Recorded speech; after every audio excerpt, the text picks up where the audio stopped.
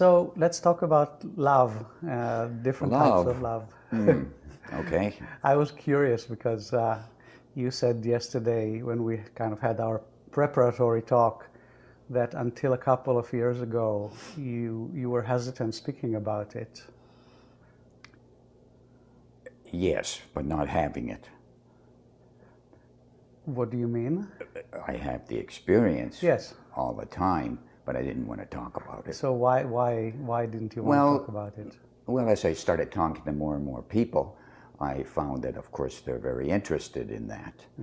And personally, you could look at that whole feeling of connectedness or love or whatever you want to call it as something that exists to whatever degree in everybody, right?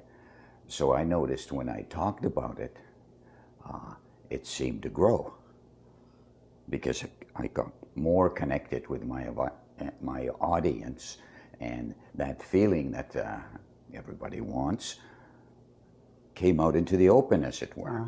That means it wasn't just inside, it was outside as well. So if I'm walking around out there or wherever, that feeling is as if outside as well as inside. So I noticed that process taking place when I talked about it.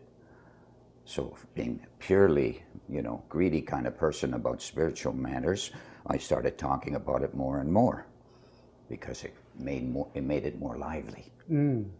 Because when we spoke about it a couple of years ago, you said, "Well, I'm Finnish. we are made of rocks and pines," and I thought this is interesting because it's like you had to overcome a certain cultural conditioning, maybe, in order to be able to express your experience. Yeah, I'd agree with that. Now, if I lived in Finland, it wouldn't be such a thing because everybody there's like that. But here in America, everybody's exuberant and outgoing and wants to know everything. Every nuance of existence needs to be exposed, and love is the same. With my small groups, most people want to know how to get more of it, make it more permanent. Love is kind of an interesting thing because most people have some feeling of love, but it's transitory, it doesn't stick around. So how do you make that more permanent? Right. Now, if you look at self-awareness, one of the intrinsic qualities of the self, the deep expanded self, is that it has that quality inherent in it. So if you go for it, you're going to get more of it. Very simple. Right. But still, do you think that because you're a man and from a Finnish origin, that there are certain You're not going to let go of that one, are you? No. Well, I'm an Israeli man. Oh, of course. So you're probably very similar. Yeah. Well, maybe even worse. Yeah, maybe worse. Yeah. That's right. So it's a question of, I'm also looking at it myself. Of course. In terms of, because I don't consider myself a very loving person, and I want to deepen and expand and remove obstacles to my ability to not just experience love, but also be a loving person. And I think that part of what I have to look into, and I am looking into, is my Israeli macho conditioning as inhibiting that. Yes, A-type personalities, guys, but I think love is misunderstood. Empathy is a form of love. And you have to have quite a lot of empathy to do what you're doing. Otherwise, I wouldn't talk to you, neither would anybody else. So you have some kind of connectedness or some kind of, minor charisma or something that, brings stuff out of people. Well, that's a kind of love. It is, but it's very, it's very narrow. Yes, I agree with that. But there's, from my perspective, there's two kinds of love. There's kind of a universal love. You just love everything. You sort of on a feeling level, everything's great. I love it, and that's one kind of love. And then there's the other kind of love, which is more focused, maybe for a person or a job or anything. It's more focused, and they're really aspects of each other. One is a focused aspect of universal love, and the other, universal love, has point values of love in it, condensed values of love in it. But you gotta, what? You have to expand your mind and your heart, particularly, to the extent that you recognize this phenomenon of love and connectedness and what? How you're connected to everything in your environment, including other people. That's a kind of love, and it has to start somewhere. It's not full-blown on your face, ecstasy, and you could live like that anyway. Yeah. Right? Yeah. So, from my point of view, I would have considered myself very internal as a young person. I wouldn't communicate very much. Now, Kathy, my wife, calls me a yak-a-lot. Okay. And in many ways, I've had this inner feeling of, I had very intense feelings of happiness and bliss as a child. But I had no idea what it was. None at all. And it wasn't particularly directed. It was kind of big and universal. And as I got older, I was able to focus, and those little qualities of connectedness. I use the word connectedness because I'm Finnish and I don't have to use the word love as much. No, but I do relate to that. This whole feeling of love is a heartfelt thing, right? And if you understand what's going on, I think it amplifies it. It amplifies it, yeah. Right. Well, let's talk a little bit about the quality or the qualities of the experience of love, because when I read the few chapters few papers that you sent me, in one place you say that it's basically another aspect of joy and bliss. Let me find. Yeah. Love is just another word for happiness or bliss. Yeah. But happiness and bliss are not necessarily associated with connectedness. Well, they're certainly not associated with separation. No, but I think love adds something to the experience of love and bliss. Maybe a direction, maybe a relationship. Yeah, I think you can say that. Love is kind of softer and more pervasive, whereas bliss is kind of internal and personal. That's what you're saying, essentially. And happiness is... Now, happiness, on the other hand, if you're a happy person, then you're definitely relating to other people, and other people relate to you. You'll gravitate towards a happy person. You will not gravitate to somebody who's having a really tough time, who's tense. You're going to run the other way. But so I would say, maybe you could say happiness is the beginning of love. It's one of the forms. And ultimately these kind of, you talk about emotional things and feeling level things, they're all connected. They are, to some degree. If you want to put love as a basket in which everything happens, if good feelings, emotions happen, then love is part of bliss, but it's not the full expression. Right, so that's kind of, I want to try to make some, even though they're all connected and we can look at them as different facets or aspects of the same essence, but I think, like you say, I think it's good to make distinction and say, what does the word love add to the experience of joy and happiness? What does the word love add to self-awareness? So there is a reason why we want to elaborate or add more qualities that maybe highlight different aspects of the same essence. Well, it's interesting, we were discussing last night about experience and concept. Yes. Now we're doing concept. You want to know what love is rather than just the feeling. So now it's very easy to see how important both are, Yes. right? Yes. You can't just, oh, you're a loving person, but you can't talk about it, you can't describe it, you can't do anything about it. So you can share it on a feeling level, but you can't share it on a knowing level, or you can't delineate it if you're not able to understand what that feeling is. Now, love ultimately is just a sense of self-awareness, because self-awareness is a field of love. It feels like love.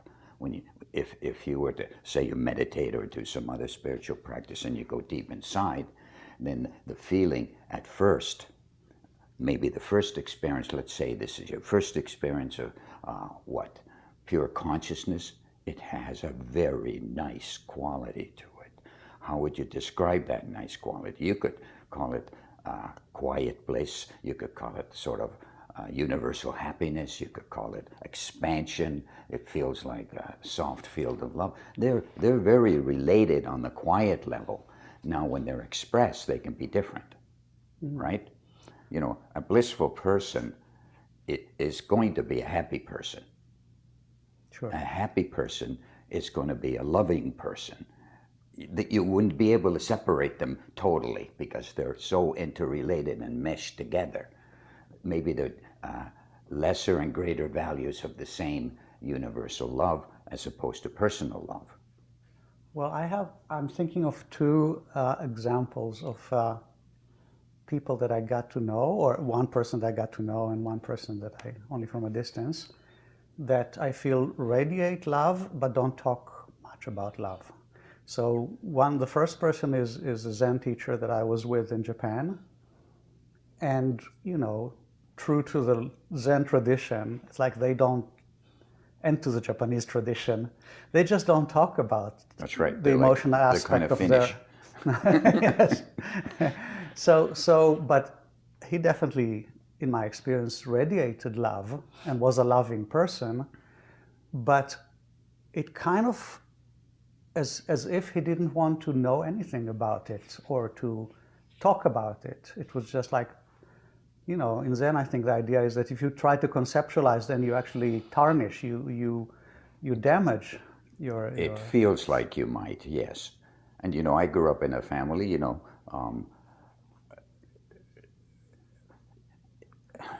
privately Finnish are kind of like mini Italians, very demanding, but only in private, you know, raise their voice, swing their arms around, do all the kinds of things you would think, I would have never guessed. Oh no, you wouldn't. No. But in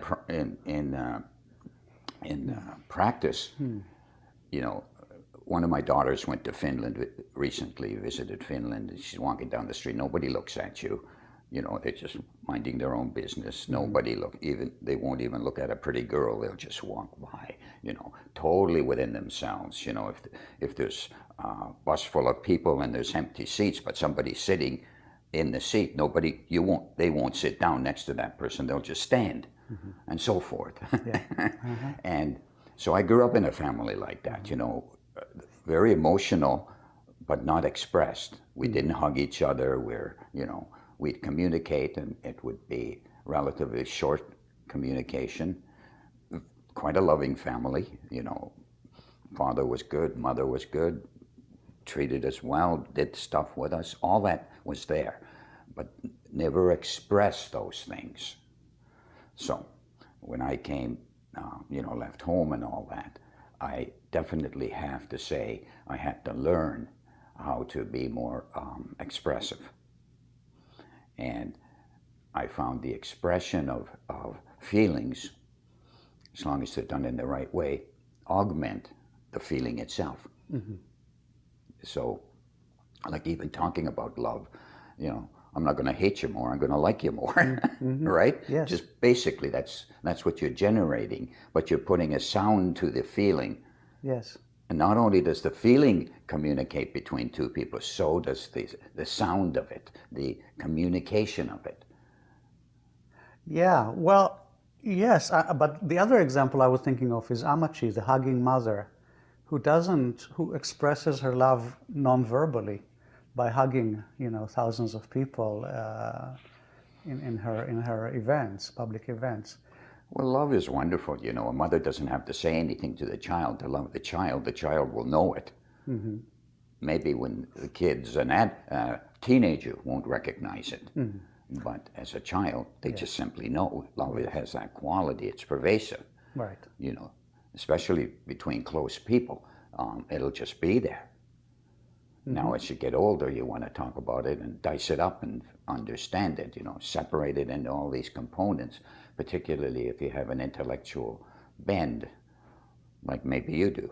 Yeah, no, this conversation is actually giving me a big encouragement to do the kind of investigation or research that I'm doing. Oh, yeah. Because you're basically saying, yeah, talk a lot about it with different people. Absolutely. Uh-huh.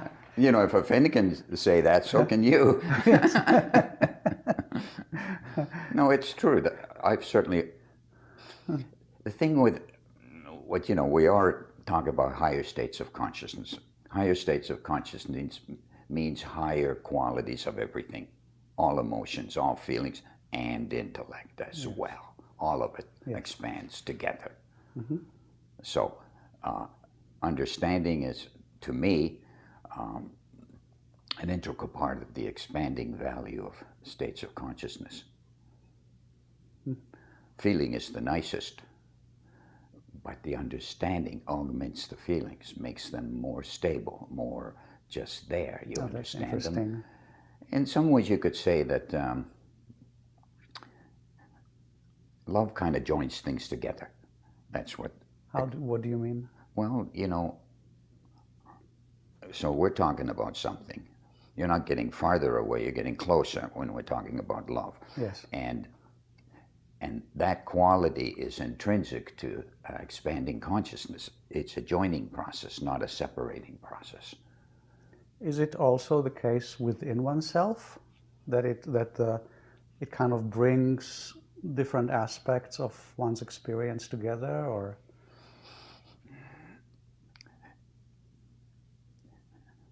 Of course, but I'm just trying to think about how to say it.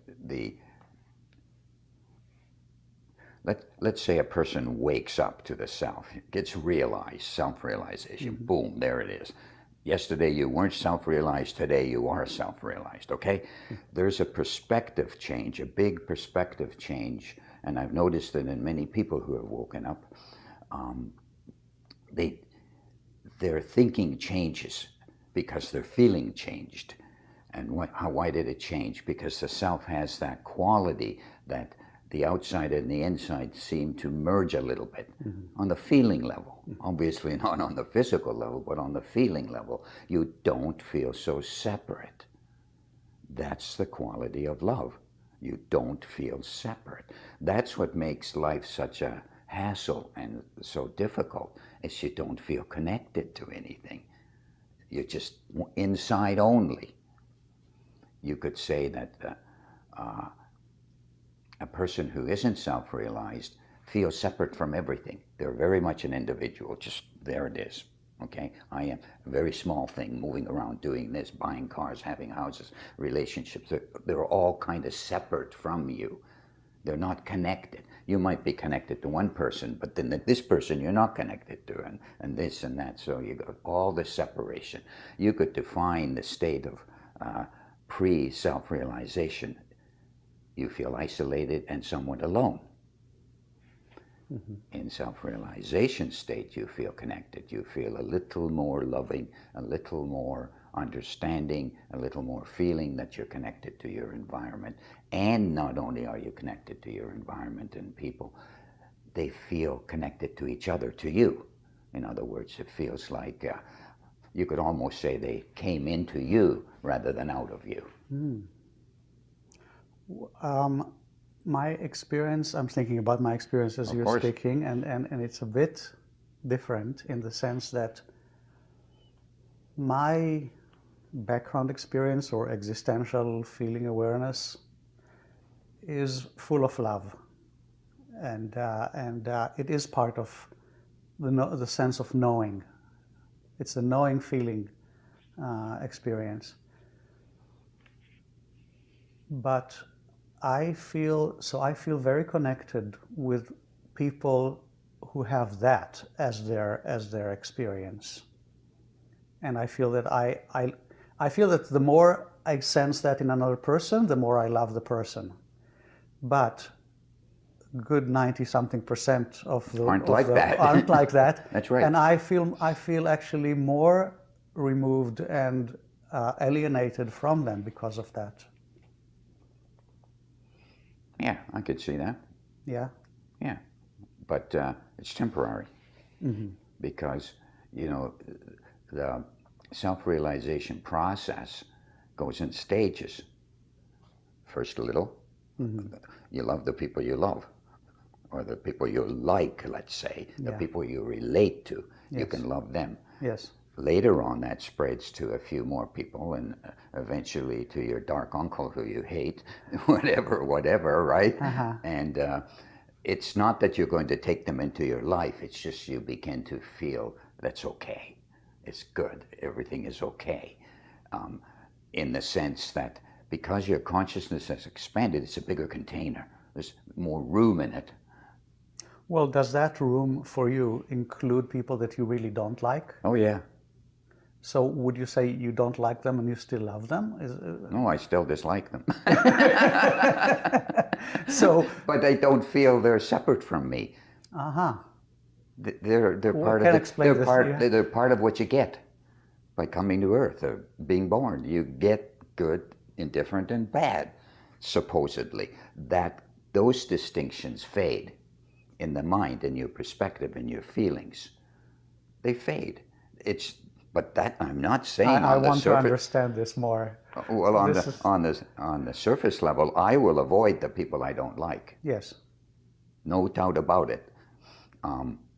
Would you also say that those people I can't extend my love to them? No, I wouldn't say that. I'd say they're in my scope of experience, and my central experience is connectedness. I know something. It doesn't exclude them. Okay. Doesn't exclude them. It just, on a physical level, I don't want them close. That's very interesting. I think That's how I am anyway. But you know, I have very strong likes and dislikes. No doubt about it. However, on the feeling level, on the perspective level, what I know level is they all feel included. Like if I think of somebody I don't like right now, you could say I love them. Now if you came a little closer and they came in the house, maybe I'd say, hey, you better leave, this isn't a good situation. Well, life is practical. Do you see a possibility of wanting some people not to exist in this world? No, I wouldn't go that far. You wouldn't? No, absolutely not. I'd say they help me to understand the scope of the whole show. No, I wouldn't go that far at all. I would say everybody has a right to be here on Earth and get what they can get and grow as much as they can grow. And we'll get into these higher states of consciousness, and it'll be a little easier to describe. But right now we're focused on a feeling level. Yes, yes. So, but on a feeling level, certainly, say, when I was 20 years old or younger, I'd go in that room and be by myself. Now, I had a good experience inside. I was happy with that good experience. I didn't need anything else. I didn't need you or this interview either. But as my consciousness kind of mellowed out, let's say, that's one way of looking at it, then it included more and more. And I can have that same feeling that I had in the room by myself. I can now have it while I'm talking to you or I'm driving a car. With the same feeling has become more universal. It's always there. On the other hand, if you were to slap me, I'd slap you back. So don't get too not to test the love. Yeah, you can't get overpowered here. Okay, that makes sense to me. I think I think self-realization is truly misunderstood. It's perfect behavior, right? I'm a perfect person. You can ask Kathy if I'm a perfect person. I'm not on that level, because I will respond. Um, if you're assuming that I happen to be realized, then I'll respond just like you to a negative situation. But it doesn't affect my overall inner to outer feeling. It doesn't do anything to it. It's just there. Well, you said a few minutes ago that speaking about the experience actually enhances and expands it, or Yeah. You know why it does that? Because, okay, let's say you have the feeling inside. You're a loving person, inside yes, only. You have to learn to have that feeling while you're doing something, like speaking, yes, or talking, or communicating, or walking outside. Then the love is bigger, because now you have it while you're doing something. yeah, Something you may not like. You may be talking, and you may be a little nervous because you're on camera, or whatever, but you're culturing the ability to have that feeling while you're doing something. Kind of like lifting weights, heavy weights, right? You lift them. It's a bit of a strain until it isn't. Then you're just strong, that's all. And you don't have to lift the weights after a while. You're just strong wherever you are. right, right. So in that sense, acting, expressing love, not only speaking about love, but acting in a loving manner also enhances and kind of connects the inner and the outer. Yes, but so does acting in a bad manner. In what sense? Well, in the same sense, you get used to having that love, however you're acting, however that person over there is acting, or that person, or the war's going, you have that feeling of love. Eventually, it's so pervasive, it takes in the whole world. You could say, this may be stretching a point a little bit, but the obstacles to love help the love stabilize. You go into a bad situation often enough, but you have love inside, but the first time you see that situation, the love shrinks. Second time, shrinks a little less. Third time, fourth time, and ultimately, it doesn't shrink at all. Makes sense. Yeah, yeah. This is living Well, life. I still think that there is something that connected to what you said about speaking about the feeling and the experience actually expands it, or maybe we should say kind of destroys the separation between inner and outer. So you could say that speaking is one kind of action, and Yeah, then there it are is. different ways of acting that would have the same effect. Yeah, and I think that's very true. It's a good observation. And I would say, the living a normal life, do what you do, whatever your job is, whatever you're involved in, eventually the realized state or the expanded state